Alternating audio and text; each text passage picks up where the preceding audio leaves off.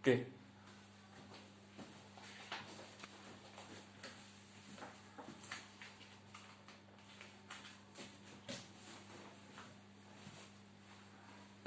Assalamualaikum warahmatullahi wabarakatuh. Waalaikumsalam warahmatullahi wabarakatuh.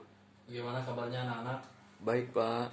Ya, terlebih dahulu sebelum kita memulai pelajaran pada hari ini, lebih baik kita berdoa yang akan dipimpin oleh ketua kelas. Kepada ketua kelas, saya persilakan.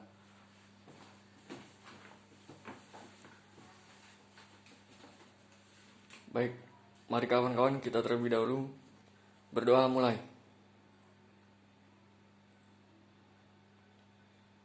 Selesai. Ya, sebelum kita lanjut, mungkin saya akan absen namanya. Yang pertama, Rizky Adi Adrian, Hadir, Pak. Mahdika Bimo, Hadir, Pak. Fatur Rahman Fitra, Hadir, Pak. Yayan Hidayatullah. Hadir, Pak. Hadir semua ya? Ya, Ya, terima kasih. Bagaimana tentang materi yang kemarin saya sampaikan? Apa sudah mengerti atau belum? sudah, Pak. Ada mungkin sedikit diulas lagi, Pak, Oh ya, baik. agar lebih paham. Mungkin saya akan jelaskan secara singkat saja. Pengertian dan ruang lingkup ekonomi itu istilahnya berasal dari kata Yunani. Berasal dari kata Yunani yaitu oikonomia. Oikos berarti rumah, sedangkan nomos berarti aturan. Jadi ekonomi adalah aturan rumah tangga, yang mana pada kehidupan keseharian kita ekonomi itu sangatlah penting, sangat sering digunakan oleh masyarakat lain, seperti pada saat melakukan proses transaksi antara penjual dan pembeli. Itu adalah salah satu ekonomi.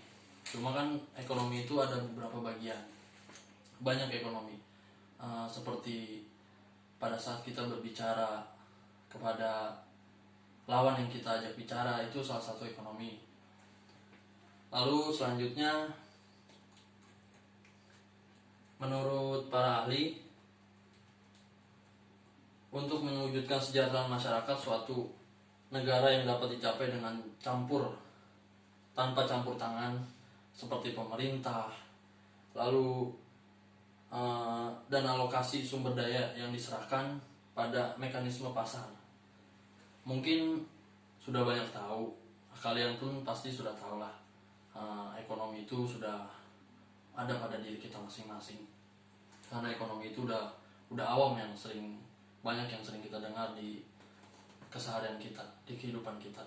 Mungkin itu saja yang bisa saya sampaikan tentang materi yang kemarin. Untuk selanjutnya, tentang perilaku konsumen dan produsen. Apa itu konsumen? Konsumen itu bisa disebut juga dengan pembeli. Jadi konsumen itu ada banyak standar-standar kompetensinya. Yang pertama adalah memahami konsep ekonomi dalam kaitannya dengan kegiatan ekonomi konsumen dan produsen. Lalu ada kompetensi dasarnya mendeskripsikan pola perilaku konsumen dan produsen dalam kegiatan ekonomi. Karena konsumen dan produsen itu dia berdua sangatlah penting pada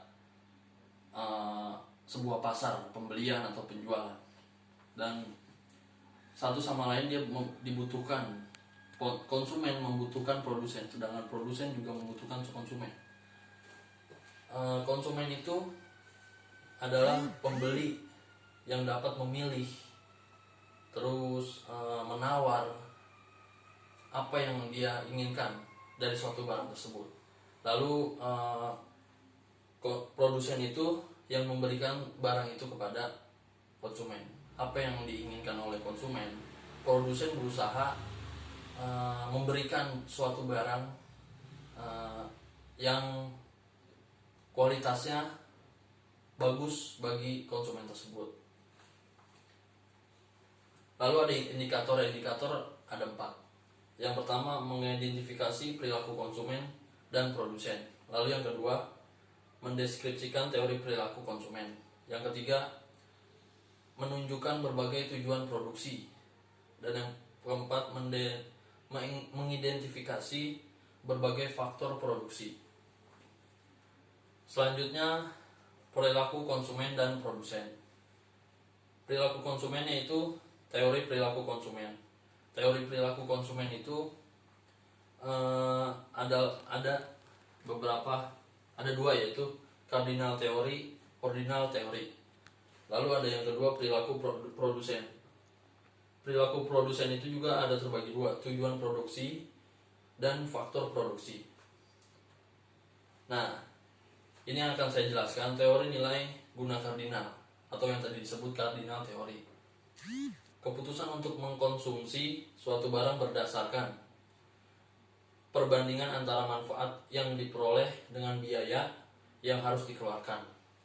Total uang yang dikeluarkan untuk konsumsi adalah jumlah unit barang dikalikan harga per unit untuk setiap tambahan konsumsi. Tambahan biaya yang harus dikeluarkan sama dengan harga barang per unit.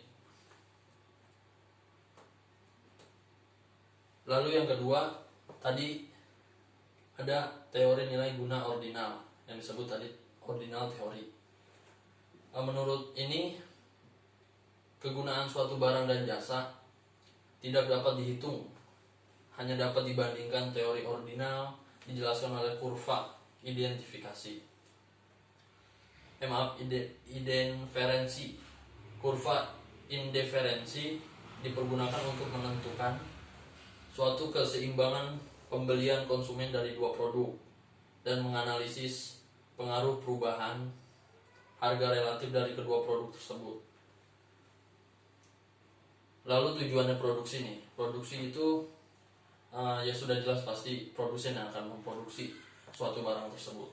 Selain itu, memenuhi kebutuhan ada beberapa tujuannya. Yang pertama, mengganti barang yang rusak. Kalau sebuah produsen memberikan suatu barang yang rusak kepada konsumen, otomatis produsen harus mengganti barang tersebut karena kesalahan itu bukan dari konsumen yang membuat kesalahan tersebut. Jadi sebelum barang itu diterima oleh konsumen, dari produsennya barang itu sudah rusak. Jadi wajib bagi produsen mengganti barang yang rusak atau habis. Yang kedua, memenuhi kebutuhan sesuai dengan perkembangan zaman, kemajuan teknologi, dan jumlah penduduk. Kayak contohnya kita membuat suatu perusahaan yang besar, contoh. Jadi kita sebagai owner dari suatu perusahaan, kita haruslah bisa melihat perkembangan zaman, terus kemajuan teknologi dan jumlah penduduknya seperti apa. Kayak sekarang, yang zaman sekarang sedang berkembang yaitu teknologi kayak gadget, terus banyaklah teknologi yang sekarang yang akan berkembang. Jadi kita harus jangan monoton hanya di situ-situ aja. Itu tidak akan bisa berkembang kalau seperti itu. Kayak kita harus bisa menyesuaikan apa yang dibutuhkan oleh masyarakat atau konsumen yang akan membeli suatu barang kita. Lalu memenuhi pasar dalam negeri dan luar negeri. Ya sama seperti itu. Pasar yang di luar negeri itu yang dibutuhkannya apa? Kita harus bisa dari perusahaan A, B, C. Kita di perusahaan A dan perusahaan B antara C itu dia sudah bisa melihat pasar yang di luar negeri apa yang dibutuhkan oleh mereka. Kita harus juga berkembang, berinovasi yang lebih baru dari mereka. Jadi pandangan pasar yang ada di luar negeri itu bisa melihat, oh ternyata perusahaan tersebut lebih dari perusahaan yang ini. Begitu. Kalau untuk di dalam negeri itu sama kayak tadi yang di nomor 2. Kita harus bisa menyesuaikan perkembangan zaman, kemajuan teknologi. Itu kita harus bisa menyesuaikan, jangan hanya stuck di situ-situ aja, tidak bisa kalau seperti itu.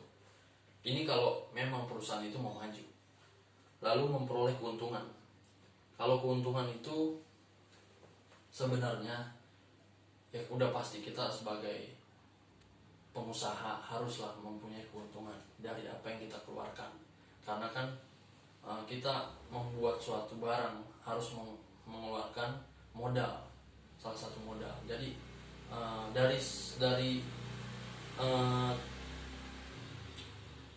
suatu barang itu modal kita tuh harus pulang, udah pasti. Tapi untuk awal, kalau kerugian pada saat kita membangun sebuah usaha itu hal yang sangat wajar.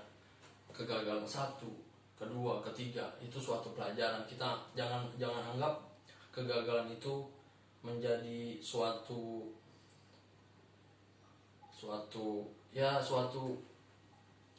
membuat kita menjadi lemah dalam berusaha. Kita harus bisa kegagalan itu kita harus pelajari, di mana kegagalan itu ada, seperti apakah barang kita kurang baik, atau pemasaran kita atau manajemen kita kurang baik, itu harus lebih diperbaiki dari kegagalan tersebut. Kalau keuntungan itu sudah pasti kita harus memikirkan keuntungan itu, walaupun sedikit pun, mau Rp1, mau Rp2, mau Rp200, itu adalah keuntungan bagi kita. Itu jangan mikir keuntungan itu harus besar, tidak. Kalau membangun sebuah perusahaan itu tidak bisa seperti itu.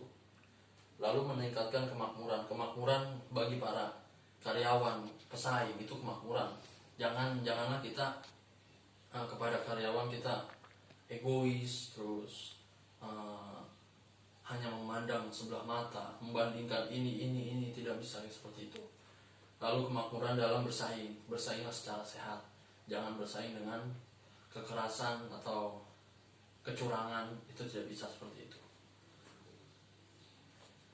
Lalu faktor produksi itu ada 4. Yang pertama sumber daya alam itu penting.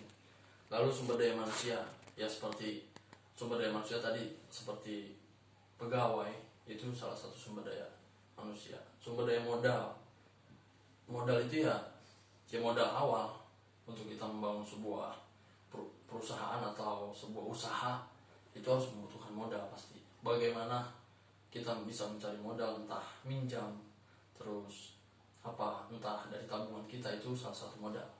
Terus kewirausahaan itu ya kita harus bisa mempelajari sebuah kewirausahaan, bagaimana caranya kita membangun sebuah usaha. Kita harus bisa mempelajari itu sebelum kita mempunyai atau membuka sebuah usaha.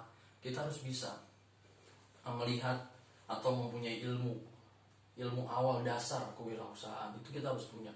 Karena dengan tidak adanya ilmu kewirausahaan, kita tidak akan bisa membangun sebuah usaha. Lalu sumber daya alam, yang pertama tanah, untuk membangun sebuah tempat pada saat kita sudah mempunyai usaha. Lalu bahan tambang seperti bahan-bahan produk yang akan kita pasarkan. Air dan irigasi, air itu udah pasti. Udara dan iklim. Nah, kalau iklim itu dan udara tergantung usaha apa yang akan kita buat. Jadi tidak semua perusahaan bergantung pada iklim dan udara. Itu jadi hanya beberapa perusahaan saja yang mempengaruhi atau yang mencari udara dan iklim yang bagus. Lalu sumber daya manusia, tadi yang saya bilang tenaga kerja. Dari tenaga kerja ya samalah rohani dan jasmaninya. Lalu SDM dibagi menjadi ada 2, tenaga kerja terdidik, terlatih, lalu tenaga kerja tidak terdidik dan tidak terlatih. Ada banyak tenaga yang terlatih itu yang sudah mempunyai pengalaman. Karena kita ya haruslah untuk membangun sebuah usaha, haruslah memanggil atau menerima sebuah karyawan yang sudah terlatih dalam bidangnya, agar bisa memberikan sebuah ilmu atau sebuah yang sudah kan. Kalau untuk orang yang sudah terlatih, dia sudah paham, bisa mengajarkan kepada anak-anak yang belum mengerti, bisa diajarkan. Jadi dari satu yang terlatih bisa memberikan ilmu kepada anak-anak baru atau anak-anak yang belum mempunyai bidangnya tersebut.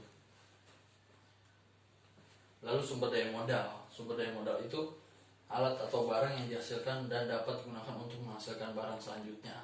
Itu fungsi modal dan dalam ekonomi untuk menghasilkan dan meningkatkan atau memperluas produksi. Tuh, tadi sudah saya jelaskan modal itu apa. Mungkin anak-anak juga tahulah modal seperti apa. Kalau ingin membeli barang aja kita harus membutuhkan modal pasti. Lalu kewirausahaan tuh tadi saya sudah jelaskan. Pengusaha sering juga disebut sebagai entrepreneur. Entrepreneur sebab pengusaha adalah orang yang bertanggung jawab terhadap suatu usaha. Tugasnya antara lain mengatur, mengkombinasikan berbagai faktor produksi yang menghasilkan barang dan jasa. Udah saya jelaskan tadi kewirausahaan itu apa. Mungkin anak-anak pun sudah paham. Lalu untuk materi pada hari ini apakah ada yang belum jelas? Baik Pak, sudah cukup jelas Pak. Sudah cukup Paham. jelas semua. Paham. Nah, kalau sudah cukup jelas semua, materi untuk pada hari ini akan saya tutup.